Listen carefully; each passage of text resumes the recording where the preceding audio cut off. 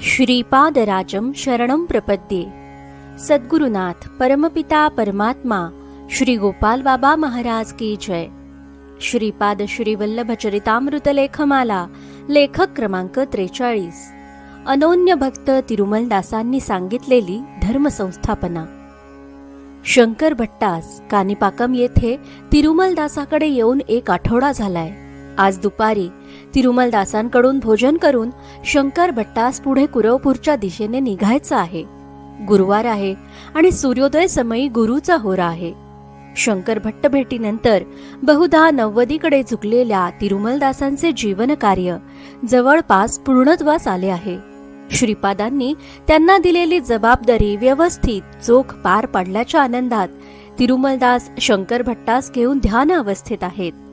घराच्या बंद दाराच्या फटीतून येणाऱ्या कवडशात दोघांनाही श्रीपादांचे 16 वर्षांच्या यतिरूपात दर्शन झाल्याने दोघेही अतिशय आनंदात आहेत। शंकर भट्टास प्रवासात यापूर्वी असं दर्शन झालंय की नाही याची नोंद चरितामृतात नाही, परंतु श्रीपादांचा महान भक्त, ज्येष्ठ शिष्य व येणाऱ्या काळात येणाऱ्या शंकर भट्टाकडून श्रीपादांचे चरितामृत लिहून घेण्यासाठी श्रीपादांच्या जन्माआधीची पार्श्वभूमी, ते श्रीपादांचे बालपण व त्यातील लीला शंकर भट्टास सांगून कानिपाकम मध्येच लिखाण प्रारंभ करून घेणे या जबाबदारी तिरुमलदासांवर होत्या।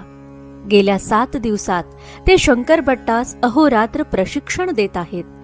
जसं व्यासमुनी बोलत आहेत आणि गणेश लिहून घेत आहेत, तसाच प्रसंग कानिपाकम मध्ये धोब्यांच्या वस्तीत तिरुमलदासाच्या घरात घडत आहे।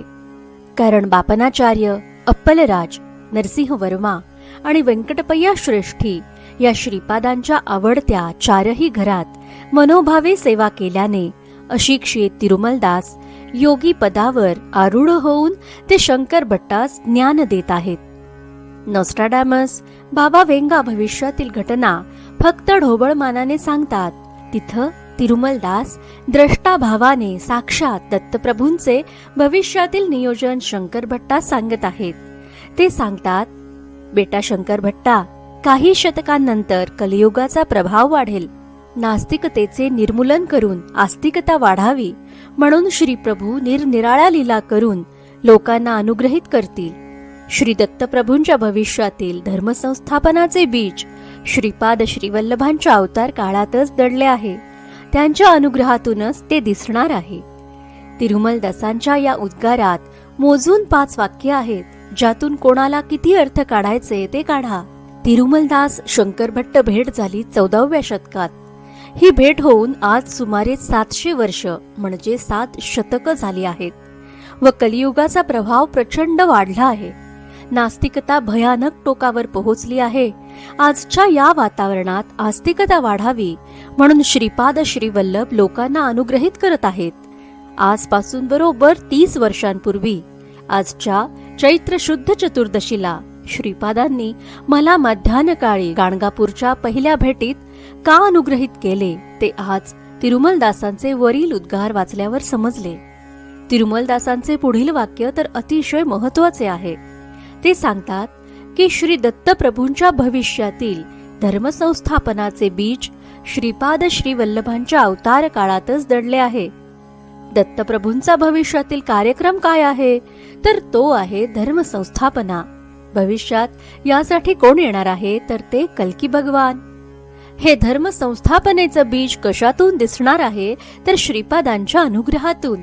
आता मला समजलं की मला ध्यानी मनी नसताना श्रीपादांनी कल्की भगवानांचे त्यांच्या 2 राण्यांसह दर्शन दिले व जशी अयोध्येत श्री रामलल्ला प्रतिष्ठापना झाली तसं कल्की अवतारावर का सलग लिखाण करून घेत आहेत।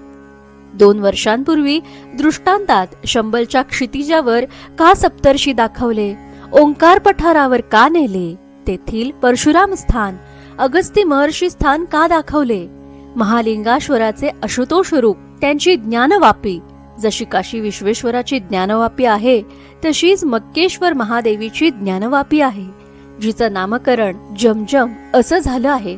हे निसंशय आहे की सर्व वेद म्हणजे ज्ञान हे आकाशात अवकाशात लहरी रूपात सेव आहेत। जे योगी व त्यानंतरच्या अवस्थेत जाणता येते, वाचता येते. लायब्ररीत शेल्फ मधून एखादं पुस्तक काढून जसं वाचतात तसं अवकाशातील ज्ञान योग्य वेळी योग्य प्रसंगी वाचता येतं. पण सर्वसाधारण सर्वसामान्य भक्तांचं काय? म्हणून त्यांच्या भवसागरातील अडीअडचणी सोडवण्यासाठी या तीर्थरूप ज्ञानवापींची व्यवस्था पूर्वापार आहे. जसं एखादं औषध डायरेक्ट घेता येत नाही, तर ते पाण्यात मिसळून घ्यावं लागतं, नाहीतर ठसका लागतो, भान हरपतं, शरीर ते सहन करू शकत नाही. असं ते अवकाशातील ज्ञान डायल्यूट स्वरूपात ज्ञानवापींमध्ये उपलब्ध आहे. आणि नेमकं तेच मोगलांनी दाबून ठेवलंय. चरितामृतात श्रीपाद श्रीवल्लभ शंकर भट्टात सांगतात की मी जेव्हा कल्की म्हणून अवतरेल तेव्हा परशुरामाप्रमाणे अगस्ती ऋषी देखील माझे गुरु म्हणून येतील. मी नेहमी विचार करायचो की प्रारंभी कितीतरी वर्ष चरितामृत श्रीपादांचे वाटत होते ते पानोपानी कल्कीकडे बोट दाखवत आहे. जशी कोड लँग्वेज असते, गूढ सांकेतिक भाषा असते, ती सरळ सरळ वाचताना वरवर वेगळा अर्थ लागतो, पण वास्तवात त्यात वेगळा अर्थ दडलेला असतो. तिरुमलदासांचे वरील उद्गारात ते सांगतात, धर्म संस्थापनेचं बीज हे श्रीपाद श्रीवल्लभांच्या अवतार काळातच दडलेलं आहे. किती मोठं रहस्य तिरुमलदासांना माहीत आहे. श्रीपादांचा अवतार काळ म्हणजे सन 1320 ते 1350, 30 वर्ष. सन 1320 म्हणजे मोगलांनी उत्तरेकडून बरीचशी भारतभूमी गिळंकृत केली होती व ते दक्षिणेच्या दिशेने निघाले होते. त्यावेळी एक अवधूत श्रीपादांच्या दर्शनास पिठापुरात आला. श्रीपाद त्याला म्हणाले की मी जेव्हा 16 वर्षांचा होईल तेव्हा तू हक्कबुक्क रायांचा गुरु होऊन विजयनगर म्हणजे कर्नाटकात हंपी साम्राज्य स्थापन करशील.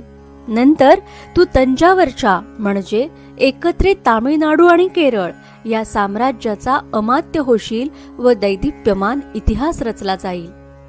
ही व्यवस्था करून 16व्या वर्षी पिठापूर सोडून हनुमंताला लोकांमध्ये श्रद्धा आणि विश्वास वाढवण्यासाठी साई अवताराचे नियोजन सांगून गोकर्ण महाबळेश्वरचे 3 वर्षे रक्षण करून देण्यात आक्रमणांनी वाताहत झालेल्या कृष्णा नदीतील अग्रहार कुरोपूरमध्ये श्रीपाद 10 वर्ष येऊन बसले.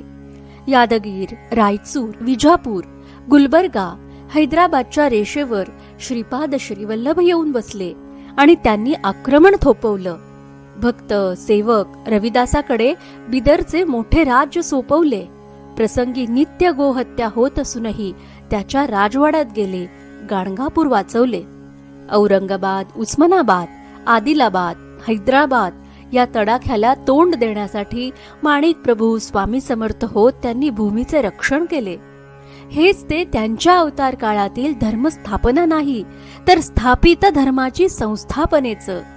जसं एखादं घर वादळ, वारं, भूकंप, पुरांमुळे पडायला झालंय, ते घर नव्याने मजबूत करणं असं ते बीज. आता घर तर राखलं, आता पुढील कार्यक्रम आहे कल्की अवतार. आता तिरुमलदासांचं शेवटचं वाक्य. या सर्व घडामोडी कशातून दिसणार? जसं सूर्यग्रहण उघड्या डोळ्यांनी पाहता येत नाही, तसेच धर्मावर आलेल्या संकट व त्यावर श्रीपादांचे बीज उघड्या डोळ्यांनी दिसणार नाही, ते श्रीपादांच्या अनुग्रहातून दिसणार आहे. म्हणून कल्की त्याची करवीर पत्तन कर्नाटकात राजधानी स्थापन करून स्वतःच्या नावाने नवीन व अंतिम संवत्सर पद्धती, तेथे प्रथम विवाह, कालगणना सुरू करणं. बृहतशिला नगरी म्हणजे पेनुगोंडा येथे सहोदरी श्री वासवी कन्यका परमेश्वरी कन्यकांबा मातेकडून राखी बांधून घेऊन पिठापूर भेट, तिरुपती भेट, सिंहल द्वीपावर द्वितीय विवाह व एकंदरीत 821 वर्ष राज्यकारभार यांवर वेळोवेळी लिखाण करून घेतलं आहे. चरितामृतात श्रीपाद श्रीवल्लभ सांगतात की कलियुगात सत्ययुगाची अंतर्दशा 1000 वर्षांची, म्हणजे येऊन सर्व व्यवस्था लावून राज्य स्थापनेसाठी कल्कीचे 1000 वर्षातील 179 वर्ष खर्च पडतील आणि पुढील 821 वर्ष कलीचा संवत्सर चालेल. कल्की हा भगवंताचा शेवटचा म्हणजे 10वा अवतार आहे. म्लेंछ वृत्तीच्या जीवांचा तो 10वा घालायला लावणार आहेच, तसेच तो 6वा आणि शेवटचा शककर्ता आहे. म्हणजे कल्कीच्या 1000 वर्षांनंतर काय असेल. म्हणून श्रीपाद सांगतात की मी सृष्टीपूर्वीही होतो, सृष्टी असतानाही आहे आणि सृष्टी प्रलयानंतरही आहे. हिराचंद गोपालचंद कोठारे. दिगंबरा दिगंबरा श्रीपाद वल्लभ दिगंबरा.